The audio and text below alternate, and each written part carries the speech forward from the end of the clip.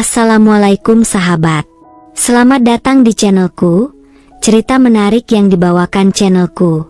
Terima kasih bagi yang sudah subscribe.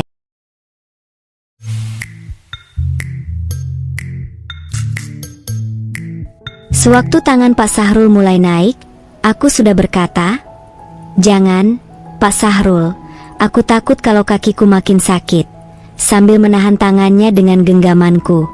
Namun, pria setengah baya itu hanya tersenyum dan menatapku.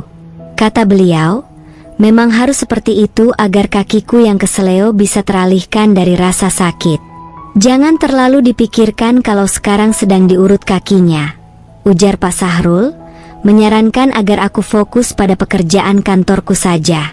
Aku pun kembali berbaring, mencoba memikirkan hal lain dan berusaha mengalihkan perhatian dari rasa sakit akibat pijatan di kakiku. Pak Sahrul dengan telaten membantu mengurut kakiku yang terkilir. Rasanya memang tidak nyaman, namun jika dibiarkan, kakiku akan semakin bengkak. Sore itu, saat hendak pulang dari kantor, aku kembali ke ruanganku karena lupa membawa berkas yang sedang kukerjakan di laptop. Karena terburu-buru, aku malah terpeleset di tangga menuju ruanganku di lantai 2. Aku kehilangan keseimbangan dan jatuh terduduk sehingga kakiku terkilir. Beruntung saat itu Anton, petugas kantor, sedang memeriksa ruangan di lantai 2 untuk memastikan apakah semuanya sudah terkunci atau belum. Melihatku terpeleset dan meringis kesakitan, Anton dengan sigap menghampiriku. Beliau kemudian membantuku berdiri dan kembali ke ruang kerjaku. "Apa ibu masih bisa berjalan? Kalau sakit, maaf, biar saya bopong ke ruangan, ya Bu," ujar Anton dengan ramah dan santun.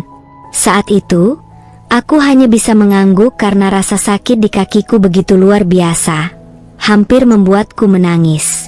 Aku bahkan tidak sempat menjawab apapun. Anton, tanpa menunggu jawaban, langsung membopongku ke ruang kerja dan menidurkanku di sofa yang biasa digunakan untuk menerima klien atau tamu perusahaan. Berawal dari insiden kecil di kantor itu, aku jadi memiliki pengalaman yang cukup berkesan bersama Pak Sahrul, petugas security di kantorku. Tak pernah terbayangkan dalam hidupku bahwa aku akan merasakan kebahagiaan justru bersama lelaki yang selama ini tak pernah terpikirkan. Bagaimana kisah lengkapnya? Mari kita simak bersama, kawan. Begini ceritanya, perkenalkan namaku, panggil saja Dinda, usiaku 32 tahun. Aku dan suamiku, Anton, sudah bersama selama bertahun-tahun. Namun sayangnya, bahtera cinta yang kami bangun selama 4 tahun terakhir tidak lagi seharmonis dulu. Anton yang bekerja sebagai ASN Pemda, mulai menunjukkan perubahan sikap sejak aku diangkat menjadi direktur pemasaran di perusahaan Pak Nizam. Dari awal, suamiku memang kurang setuju dengan jabatan baru itu, karena pekerjaan ini membuatku semakin sibuk dan jarang punya waktu di rumah. Kami belum dikaruniai anak, dan mungkin hal itu juga membuat jarak di antara kami semakin terasa. Di kantor, aku harus memikul tanggung jawab yang besar, dan intensitas pekerjaanku sering membuatku lelah saat pulang. Sementara Anton menginginkan perhatian lebih. Seringkali aku hanya ingin tidur agar esok bisa fit kembali untuk bekerja. Anton tampaknya tidak memahami kondisiku. Jika ia menginginkan keintiman sementara aku lelah, hal itu kerap menjadi pemicu pertengkaran. Padahal, bukannya aku tidak mau memenuhi kebutuhan batinnya. Setiap akhir pekan, Sabtu dan Minggu, aku selalu menyediakan waktu berkualitas untuk suamiku, berharap bisa menjaga kehangatan dalam rumah tangga kami. Hanya saja Anton memang tipe suami yang sangat posesif dalam hal hubungan, dan terkadang dia terlalu berlebihan hingga mencurigai bahwa aku memiliki pria idaman lain di luar sana. Kecurigaan itu semakin memperparah keadaan, karena Anton sering menuduhku tanpa bukti. Aku sudah menjelaskan semuanya, bahwa tuduhan itu tidak masuk akal. Mana mungkin aku melakukan hal seperti itu, dan mana mungkin Pak Nizam, yang sangat kuhormati, mau melakukan sesuatu yang tidak terpuji terhadap bawahannya. Pak Nizam dan istrinya adalah pasangan yang sangat serasi dan bahagia. Usia mereka sudah hampir kepala 6, dan aku bahkan menganggap mereka seperti orang tuaku sendiri. Namun, karena tuduhan yang terus-menerus dari suamiku dan penjelasanku yang jujur tak pernah dipercaya, bibit pertengkaran mulai muncul seperti api dalam sekam di rumah tangga kami. Suatu hari, aku tanpa sengaja mengungkapkan perasaan terpendamku, berani mengatakan bahwa aku tidak bahagia, terutama dalam urusan kewajiban sebagai pasangan. Selama ini, aku selalu memendamnya sendiri. Anton juga sering mengungkit masalah rumah tangga kami yang belum dikaruniai anak, meskipun sudah 4 tahun kami menikah. Menurutku, bagaimana mungkin kami bisa punya anak jika Anton kurang mahir dan tidak bisa memperlakukan diriku dengan cara yang benar? Selama 4 tahun berumah tangga, aku belum pernah merasakan bagaimana rasanya berada di puncak kebahagiaan dalam hubungan. Anton selalu gagal membawaku mencapai momen itu. Aku sudah mencoba introspeksi dan mengajak suamiku untuk mendiskusikan masalah ini dengan kepala dingin.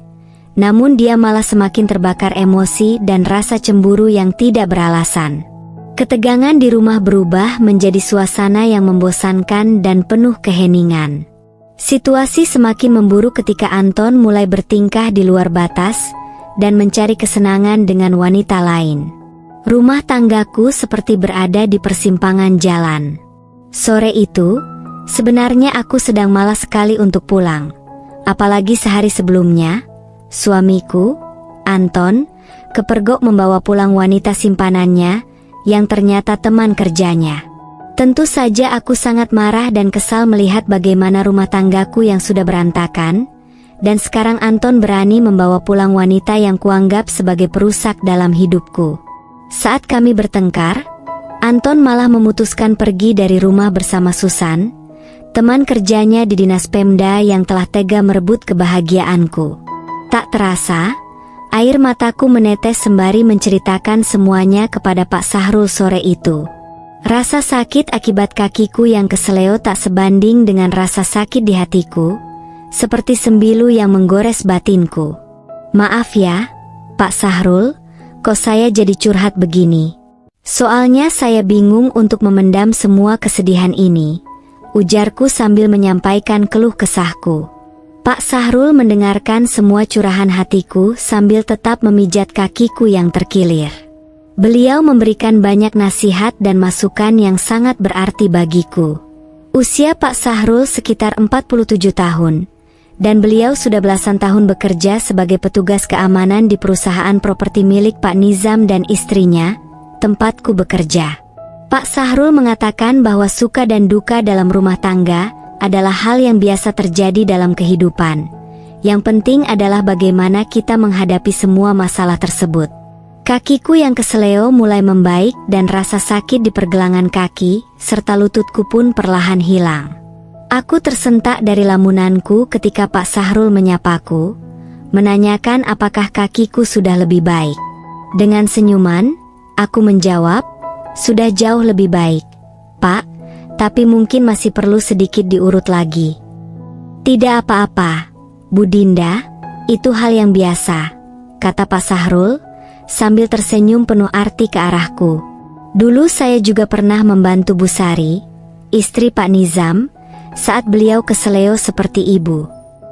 Meskipun sudah berusia kepala 4, Pak Sahrul masih terlihat gagah dan tampan. Tak pernah kusangka pria sopan dan pendiam ini pernah membantu istri Pak Nizam, bos besar di perusahaan. Menurut Pak Sahrul, sekitar 15 tahun yang lalu, rumah tangga Pak Nizam dan Bu Sari hampir retak. Masalahnya serupa dengan masalah rumah tanggaku bersama Anton, suamiku. Karena aku bilang malas pulang sore itu, Pak Sahrul akhirnya menawarkan agar aku bermalam di ruang kerja di kantor. Toh, percuma juga kalau aku pulang. Suamiku, Anton, sudah kabur bersama Susan, kekasih gelapnya. Aku akhirnya setuju dengan saran Pak Sahrul. Namun aku memintanya untuk tetap bersamaku dan menjagaku. Karena terus terang, aku takut menginap di kantor sendirian. Pak Sahrul dengan senang hati mengiyakan permintaanku. Bu Sari dulu juga persis seperti ibu, kondisinya hampir sama. Saya yang membantu masalah rumah tangga mereka. Pak Sahrul melanjutkan, "Maaf ya Bu, tapi kalau diperhatikan, Tony, putra tunggal Pak Nizam dan Bu Sari, ada kemiripan dengan saya," katanya sambil tersenyum, semakin memikatku. Entahlah, apa yang ada dalam pikiranku saat itu. Hatiku yang sedang hampa karena masalah rumah tangga terasa terhibur oleh kehadiran Pak Sahrul. Sore berubah menjadi malam, dan obrolan kami semakin akrab. Aku tak kuasa menolak semua nasihatnya. Batinku yang gersang seperti disirami oleh perhatian dan pesan moral dari Pak Sahrul, sementara kakiku yang keseleo mulai membaik. Pak Sahrul memang sosok yang penuh kasih, dan sejak kejadian itu, aku pun mengusulkan agar dia diangkat menjadi kepala security di perusahaan kami. Pak Nizam dan Bu Sari setuju dengan usulku tersebut. Sejak saat itu pula, aku mulai bisa beradaptasi dan berdamai dengan masalah rumah tanggaku. Meskipun aku tak tahu apakah bahtera rumah tangga ini akan kembali seperti semula atau tidak.